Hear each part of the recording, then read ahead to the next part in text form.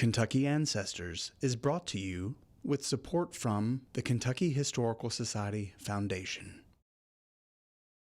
Today on Kentucky Ancestors, our story revolves around a former deputy sheriff from the early 1900s who ran afoul of the law and committed a murder that ended in his own execution. This family mystery comes from Clay County in the southeastern Appalachian Mountain region of Kentucky. Join us as we reveal the details and special research methods that experts at the Kentucky Historical Society use to document this story. Kentucky Ancestors starts now.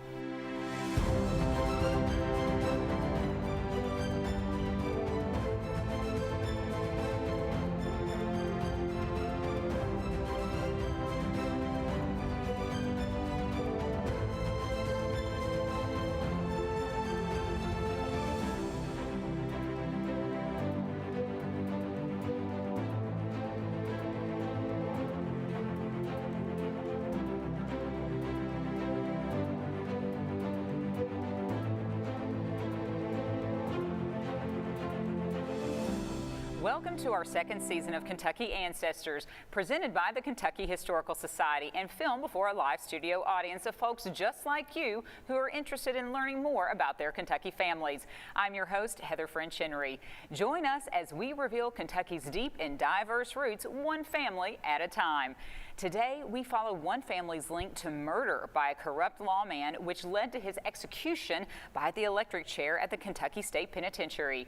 Joining me on stage today is Charles Higgins from Talmadge, Ohio. Welcome to the show. Thank you for having me. So this story is really an interesting story. It's a pretty devastating story as well. So tell me a little bit about how you're connected to this story. One of the persons in this story, Farmer Freeman, is my great-grandfather.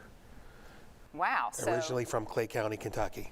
Oh my goodness, and you're being from Talmadge, Ohio, so here you are back home in Kentucky where Right. Your ancestors were. Exactly. Pearl May Lackner first brought the story to our attention back in 2016. She wanted to know more about her second great uncle, General May, the deputy sheriff in Clay County who tried to get away with murder. Sadly, Miss Lackner passed away in the summer of 2021, so today we are actually dedicating this episode in her memory. And as our story unfolds, viewers are going to hear a little bit more about the sensational trial and witness who was pivotal in General May's conviction. So your connection to this story is pretty apropos, certainly. And the date, actually, of what we're going to be talking about today coincides with March 5th today that we're actually filming for this show. Strange. Very strange. And you're a lawman yourself, correct? I'm retired law enforcement as well. Well, let's introduce the story of General May to our audience and begin with explaining that he was not a military general, but was instead actually named general at birth, right? His parents seem to have an interest, of course, in names inspired by the military because General's brothers were also named, get this, Major May and Colonel May, wow. Right? So these were just like names. I think that's the first I've ever heard of this, actually. So despite the records that we discovered, including census records and a death certificate, no one knew his precise age, including May himself. I might also conveniently forget my age from time to time, but he actually didn't know his age either. So our researchers learned that General May was born around 1875 in Clay County to Andrew and Catherine May. By the time General reached his teens, he was already making some pretty bad choices. So in 1893, at the young age of 14, he was sent to the state penitentiary in Frankfort to serve a 2-year sentence for being a horse thief. Yeah, for a while, it looked as if General May's years in the penitentiary had turned him around. Maybe he was converted a little bit, but not long after he was released from prison, he got married, he worked in the coal mines, and later served as Clay County deputy sheriff. So for all intents and purposes, he's gone from criminal Right. to being a good guy. Made the right decisions. Made the right decisions. Correct. Maybe. Right? For a while.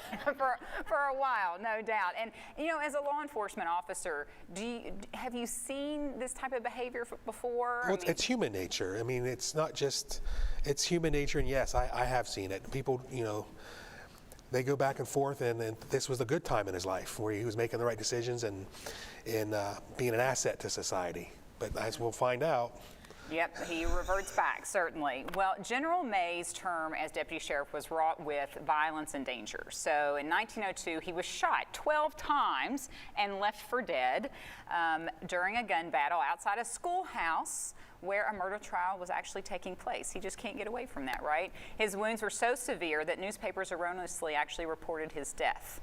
So experts like the staff genealogist at the Kentucky Historical Society know that newspapers can shed a lot of light on a story, but how reliable are newspapers of that time, and where can we find Kentucky newspapers for our research? So before we go to commercial break, here's KHS's head of library and archives, Sherry Daniels, to tell us more.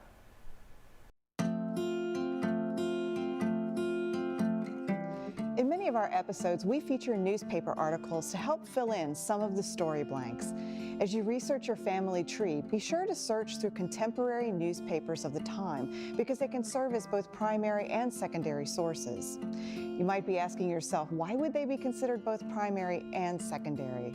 Well, as sources that were written during the lifetime of your ancestors, newspapers could contain primary information that is not diluted by the passage of time.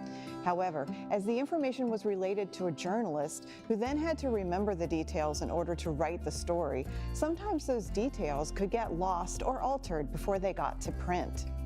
In Kentucky, we're very fortunate to have many newspapers. One word of caution, while many researchers choose to access newspapers in digital formats, such as through free or subscription databases, only a portion of our newspapers can be accessed this way.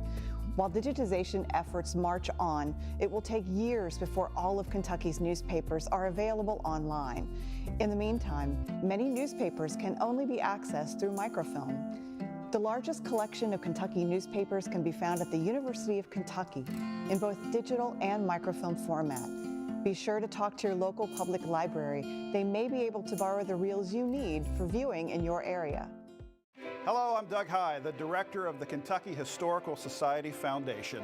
We're a nonprofit organization that was created to support the Kentucky Historical Society and its mission to preserve and educate our shared Kentucky history in order to better meet the challenges of the future. And we do this through major gifts, grants, and endowments from groups and people just like you. Please consider a donation to the Kentucky Historical Society Foundation or by simply becoming a member at KHS.